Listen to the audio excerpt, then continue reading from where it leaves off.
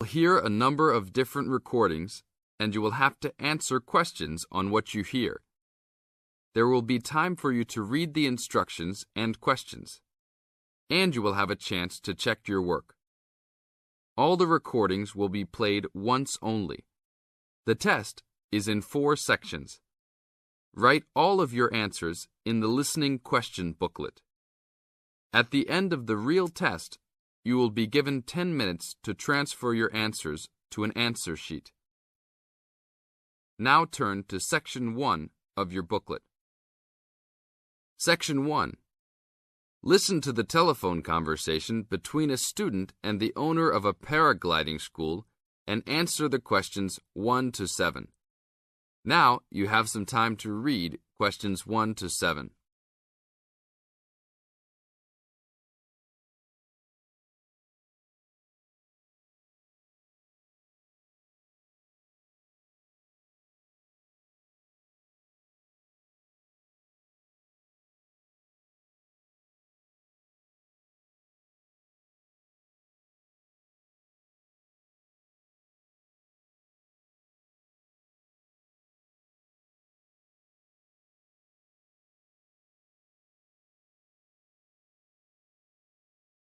Hello, Paraglider's Paradise. How can I help you? Oh, hi. I'm interested in doing a course in paragliding. Which course are you interested in? Well, I'm not sure. What's available? We've got the introductory course, which lasts for 2 days. OK. Or there's the 4-day beginner's course. There's also the elementary pilot course, which takes 5 to 6 days, depending on conditions. We might try the beginner's course. What sort of prices are we looking at? The introductory is $190. The beginner's course, which is what you'd probably be looking at, is $320. No, sorry, $330. It's just gone up. And the pilot course is $430. Right. And you also have to become a member of our club so that you're insured. That'll cost you $12 a day. Everyone has to take out insurance, you see. Does that cover me if I break a leg? No, I'm afraid not. It's only third party and covers you against damage to other people or their belongings, but not theft or injury. You would need to take out your own personal accident insurance. I see. And what's the best way to get to your place? By public transport, or could we come by bike? We're pretty keen cyclists. It's difficult by public transport, although there is a bus from Newcastle. Most people get here by car, though, because we're a little off the beaten track. But you could ride here, OK? I'll send you a map. Just let me take down a few details. What's your name? Maria Gentle. And your address, Maria? Well, I'm a student staying with a family in Newcastle. So it's care of? Care of Mr. and Mrs. MacDonald. Like the hamburgers? Yes, exactly. MacDonald. The post office box address is probably best. It's P.O. Box 2492, Newcastle. Is there a fax number there? Because I could fax you the information. Yes, actually there is. It's 0249. That is for Newcastle. And then 760412. OK. Now, if you decide to do one of our courses, you'll need to book in advance and to pay when you book. How would you be paying? By credit card, if that's OK. Do you take Visa? Yes, fine. We take all major cards, including Visa, Master and American Express. OK then. Thanks very much. Now you have some time to read questions 8 to 10.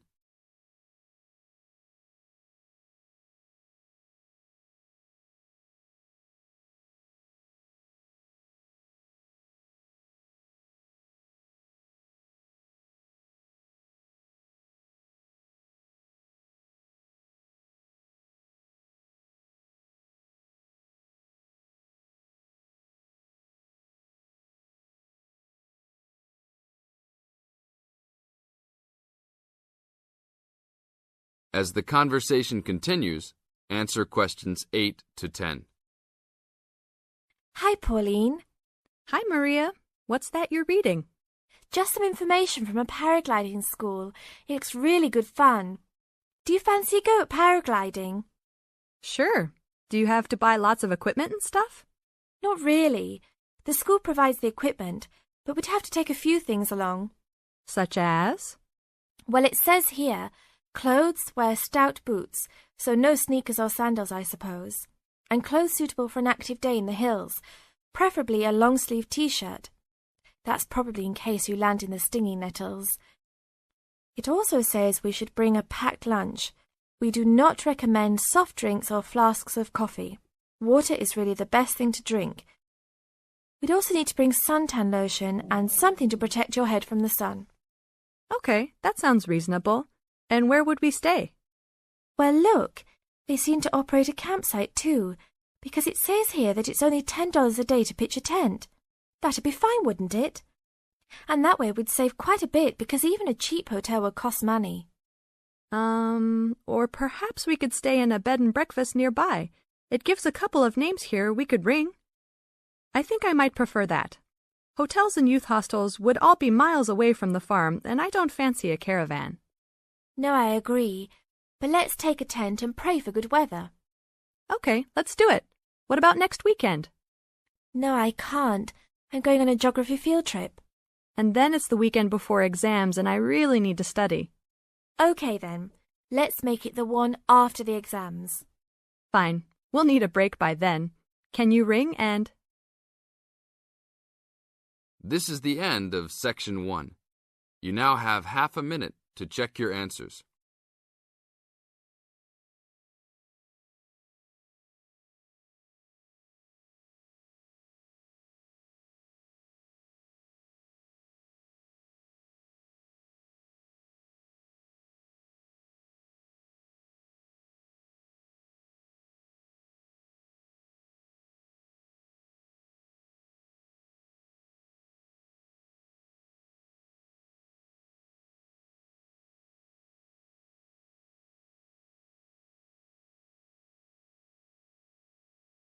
Now turn to Section 2.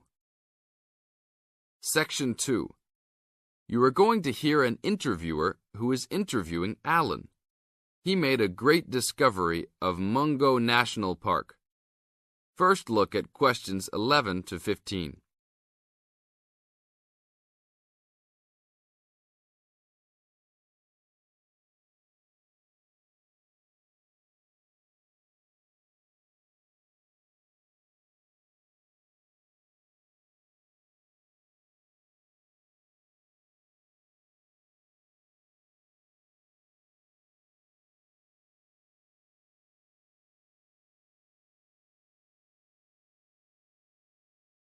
As you listen to the first part of the interview, answer questions 11 to 15. An event occurred in 1996 over a period of 3 days that attracted considerable attention at the time and led to a new find in Mungo National Park, which is the focal point of the Willandra Lakes World Heritage Area in New South Wales, Australia. I talked to Alan Moore, the organizer of this trip, about his experience. Alan, what was the purpose of your trip? Well, as you know, I love the outback and lead tours of people wanting to go into more remote parts of the country. However, I thought it was time for me too to have a holiday. So I packed up my family and we went to Mungo National Park. Why did you choose this location? It holds a record of Aboriginal life stretching back over 40,000 years. And of course, I wanted my young kids to be amazed by the main feature of the park, the remarkable Walls of China, as they're called, where wind and water erosion have exposed this long history. I see. What was the weather like? It was unusual for that time of year. The rain was just one continual downpour after another. We were always soaked to the skin. So we decided to cut our holiday short and only stayed 3 days in the end. However, it was eventful. The obvious problem was to get back to the nearest town, a small place called Burunga. But the dirt roads out there are always impassable after rain, so we settled down for a long, wet wait in the park. We didn't really mind because the scenery was so interesting. However, the kids wandered away without our noticing, and eventually we realized they must be lost. So we used our two-way radio to contact the park rangers and the police, and a helicopter was sent. Luckily, the kids were found within a few hours, but they'd made an important discovery. Now look at questions 16 to 20.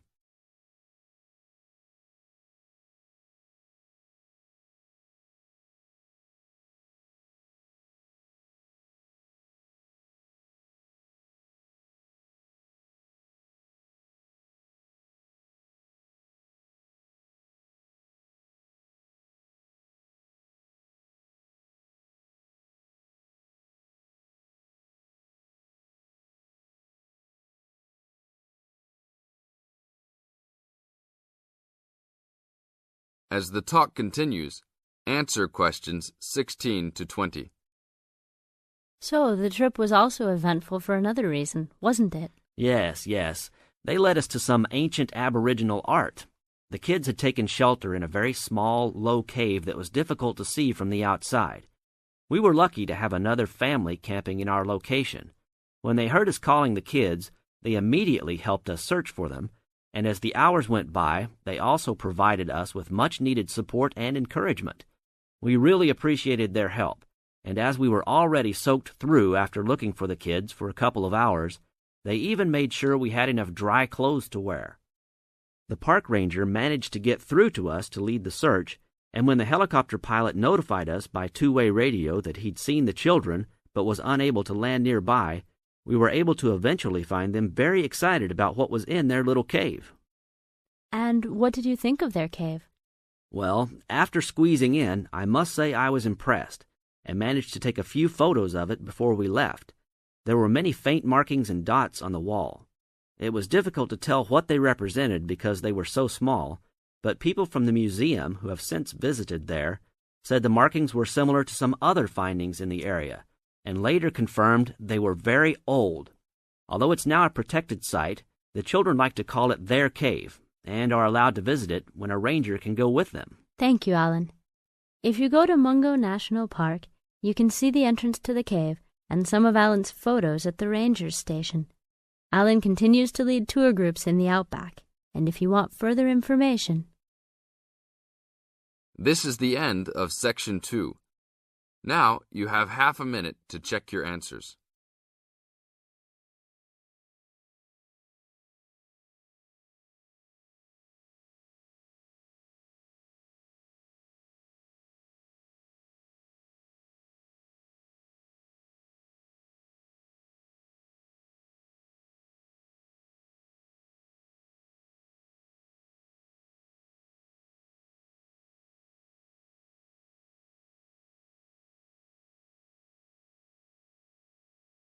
Section 3. You are going to hear a conversation between Sally and Ben. They are new college students. You now have some time to read questions 21 to 25.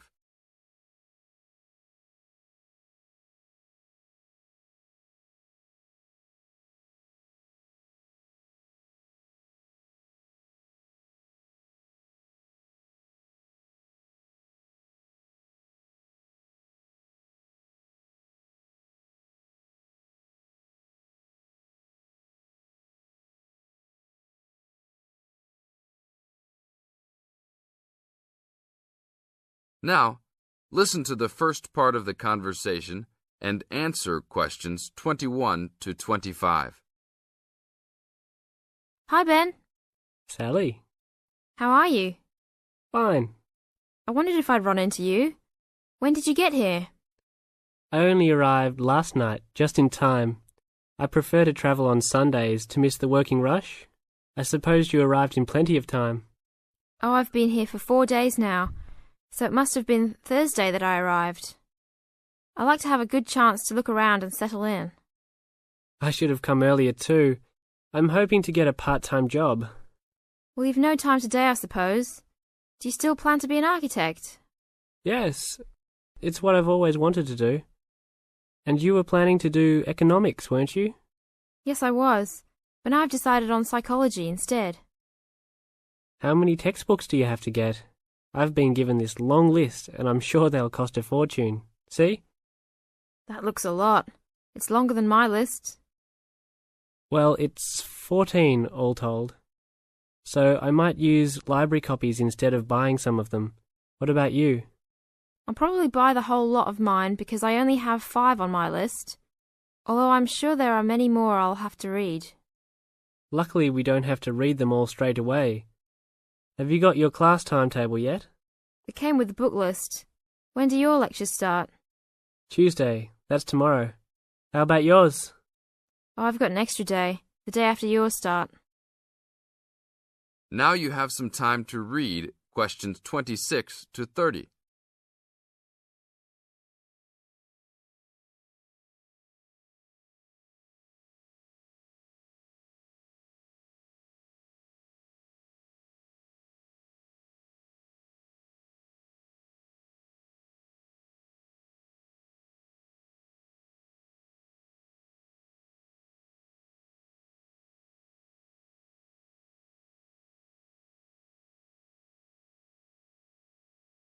As the conversation continues, they are talking about their new college life.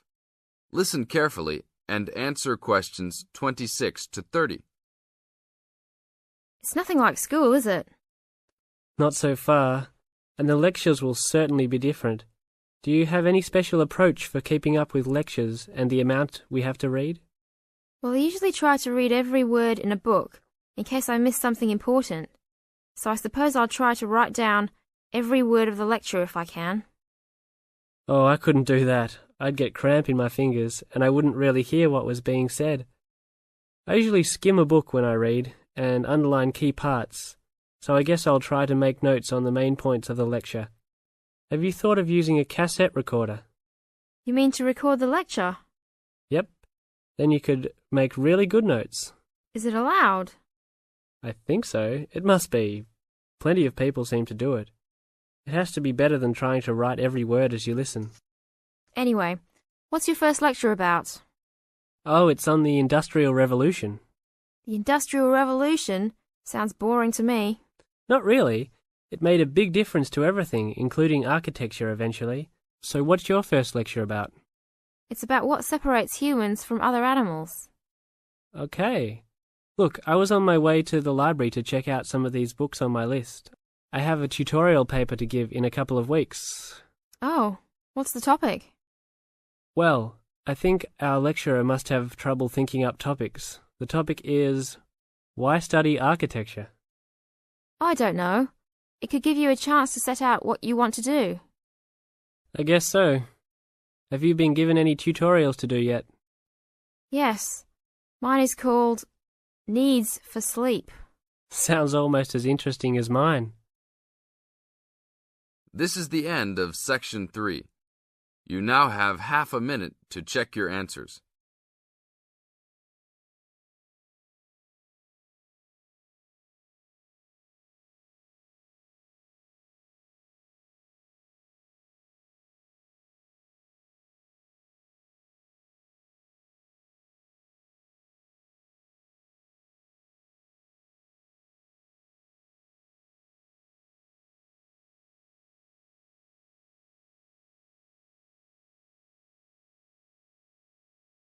Now turn to Section 4.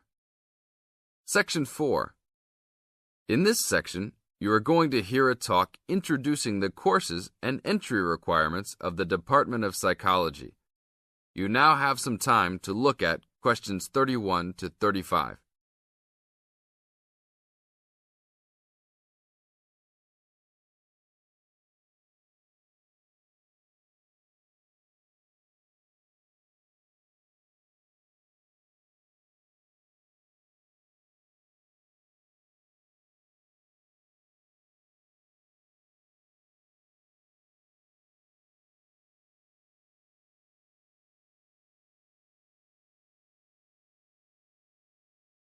Now listen to the first part of the talk and answer questions 31 to 35.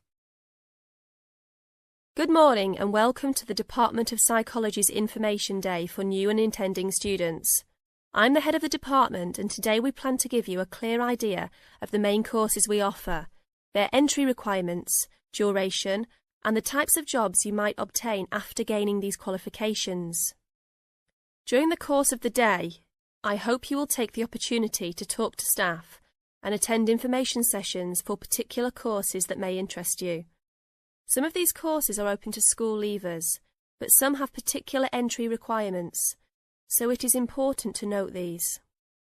Firstly, the Certificate in Psychology is offered as a 6-month course for those wanting a general introduction to the subject for personal or work-related purposes. There are no specific entry requirements. At undergraduate diploma level, we provide a 1-year diploma in psychology course designed for those already in employment whose work and previous training is not in psychology. There are no particular entry requirements, and students in this course usually take it to help them progress into their careers. For a major in psychology, we offer a 3-year degree course called a Bachelor of Arts, after which students can go on to take other courses if they want to specialise in psychology. The only requirement for this course is the usual undergraduate admission to university. Now, for the more specialised courses in psychology, we offer a master's degree to be taken over 18 months. This can be by research or coursework, but entry to this programme is only through first gaining a degree in psychology. That means you must have a degree majoring in psychology. And lastly, for those wanting clinical qualifications at postgraduate level, we offer a diploma in clinical psychology over a 12-month period, usually called Clinical Psychology Diploma, for short. The minimum entry requirement for this programme is an appropriate honours degree. Now look at questions 36 to 40.